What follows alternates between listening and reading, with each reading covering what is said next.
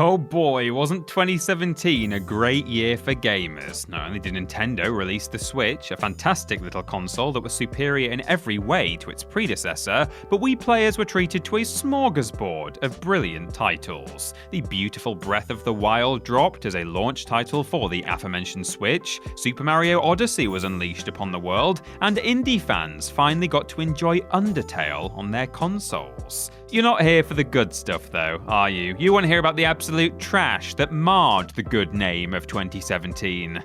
As ever, a game qualifies for this list if it was released in 2017 and received a minimum of 7 professional reviews. Where average scores differ between Metacritic and game rankings, we've gone with whichever is lowest. Finally, we did unearth a game called Chicago 1930, which had a score of 36.86 on game rankings, but we couldn't find much information about it, so we just haven't included it in our list today. There was nothing really to talk about. So now that's out in the open, let's get to it, shall we? Okay, I'm Peter from TripleJump, and here are the 10 worst games of 2017.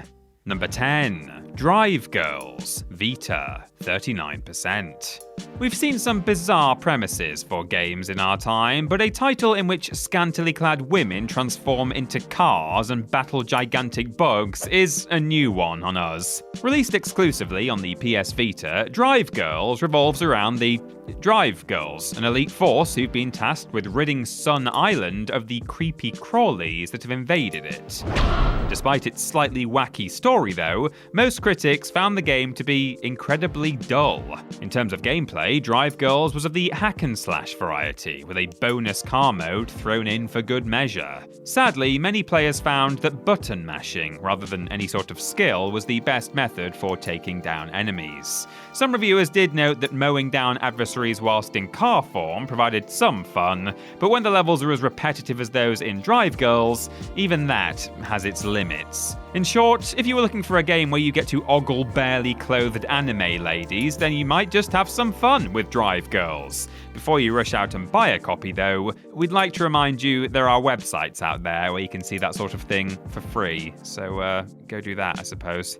Number 9. The Dear God Switch, 39%. We mentioned in the intro that the Nintendo Switch came out in 2017, and we all know it was home to some of the finest games of that year, but it also happens to be home to some of the very worst as well.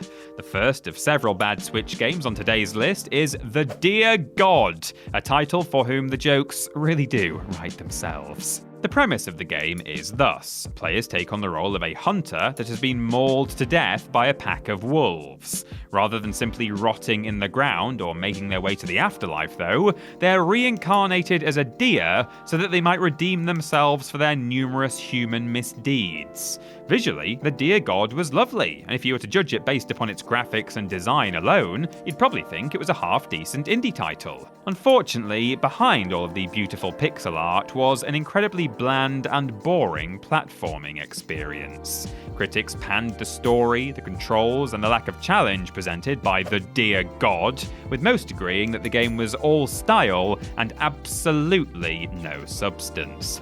The Dear God? More like, Dear God, what the hell is this rubbish? Oh, got him with the joke that I did like 3 times in the entry. Yeah.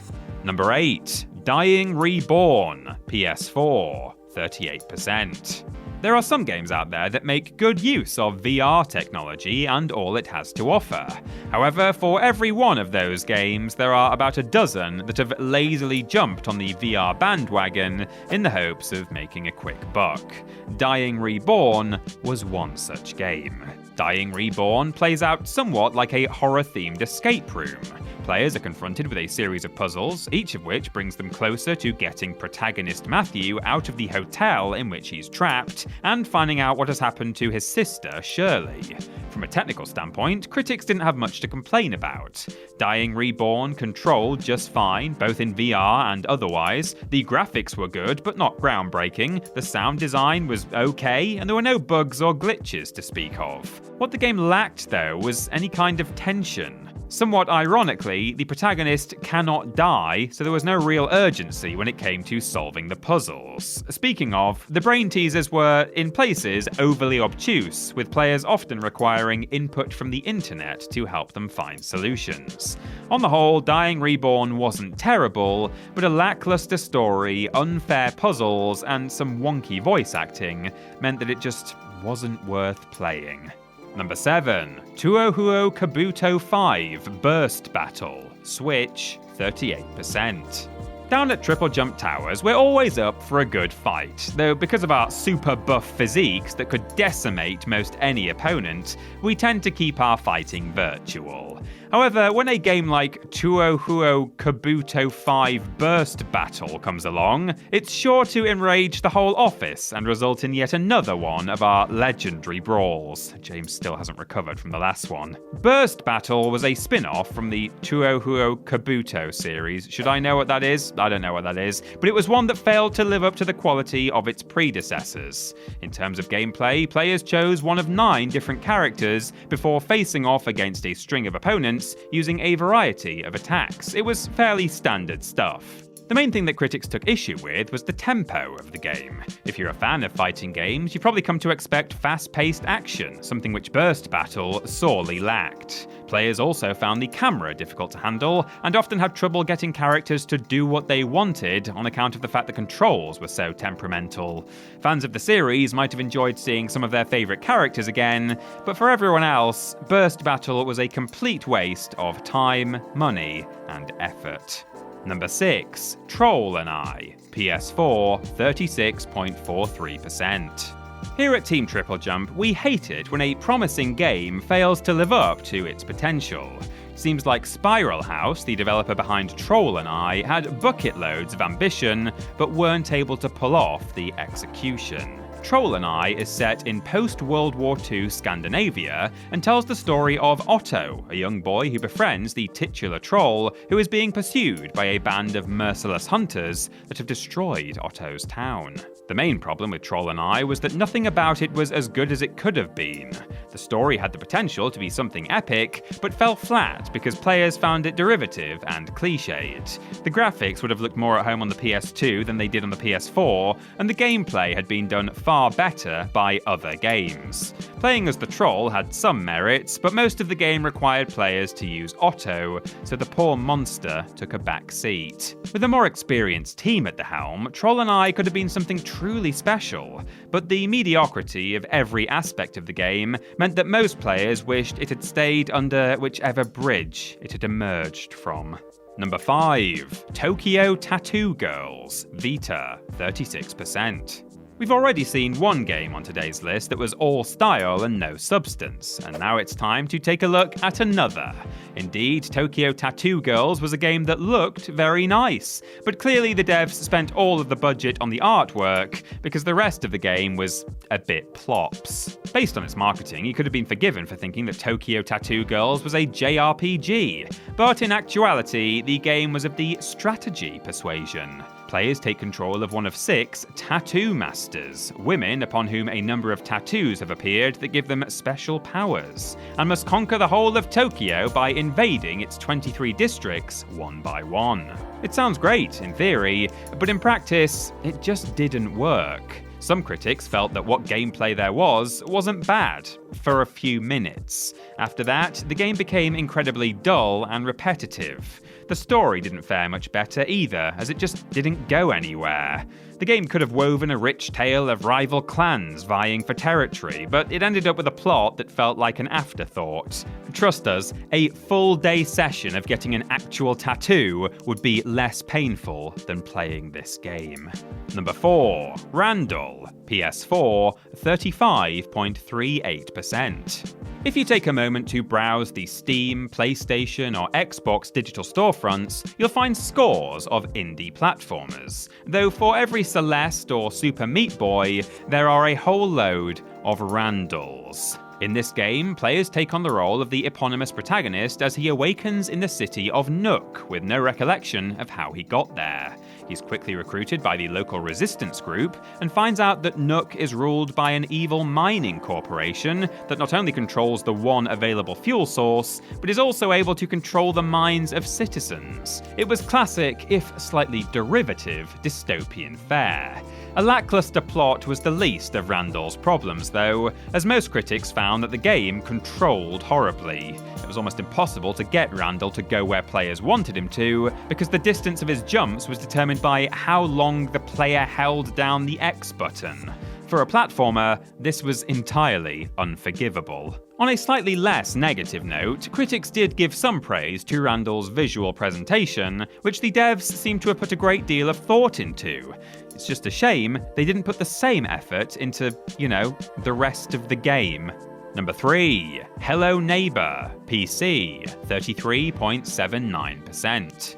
For a few short months in 2017, it felt like all there was on YouTube were Let's Plays of Hello Neighbor, and you could be forgiven for thinking it was a decent game. The frequent jump scares were excellent fodder for content creators who all seemed like they were having a blast with the title. Sadly though, if you don't earn your living by screaming into a camera, then the game isn't much fun at all. Hello Neighbor focuses on Nicky Roth, a young boy who believes that his neighbor, Mr. Peterson, is up to no good. But surely no one with the name Peter could be evil, right? Determined to investigate the strange noises coming from Mr. Peterson's basement, he breaks into his house so he can uncover the truth. Hello Neighbor's premise, story, and graphics all impressed critics, but its technical flaws ultimately let it down. A number of reviewers found they frequently clipped through objects, got stuck trying to crawl through small gaps, and things they were holding would just zoom out of their hands. It really is a shame because with a bit more QA, Hello Neighbor could have been a good stealth horror title. Instead though, it's remembered more for its bugs and glitches than it is for its scares. Here's hoping the devs have learned their lesson in time for the sequel. Number 2. Road Rage, PS4, 26%. We've covered a lot of terrible driving games on this channel, and though few hold a candle to the sheer abhorrence that is big rigs over-the-road racing, there are some, like Road Rage, that have seemingly done everything they can to imitate its crappiness. Road Rage is set at some point in the future, where motorcycle gangs stick it to the man by riding around town and hitting each other with big sticks. Oh, yeah, that'll learn them. It would probably be quicker to list the things that Road Rage did right, but in all honesty, there really wasn't anything that it did manage to pull off successfully. The driving, i.e. the one thing the game should have been able to do competently, was fundamentally broken. The control scheme was odd, but even once players got used to it, they found their bikes didn't do what they wanted them to. Taking corners was almost impossible, and the contact physics were so janky that a stray speck of dust would cause players to explode in dramatic fashion. As though that weren't enough, the graphics were poor, the AI was wonky, and the soundtrack was nothing to write home about either. As a result, the game was about as much fun as being stuck in rush hour traffic. And number 1, Vroom in the Night Sky, Switch, 17%. Arguably one of the worst bits of gameplay in all of gaming history is the rings level in Superman 64. Now imagine, if you will, an entire game made up of just that. Horrifying, no?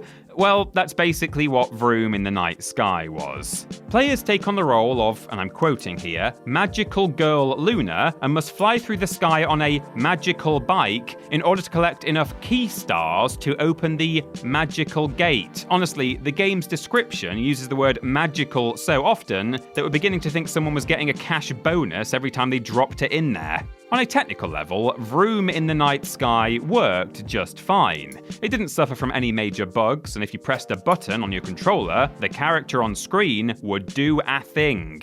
The thing the game was lacking, though, was any sort of fun. The level design was bland and repetitive, the graphics were deeply unattractive, and the game's translation from Japanese to English had been handled poorly. It's therefore my questionable honour to bestow the Worst Game of 2017 award upon Vroom in the Night Sky. Now hop aboard your magical bike and ride it into a magical lake or something. I really don't care anymore.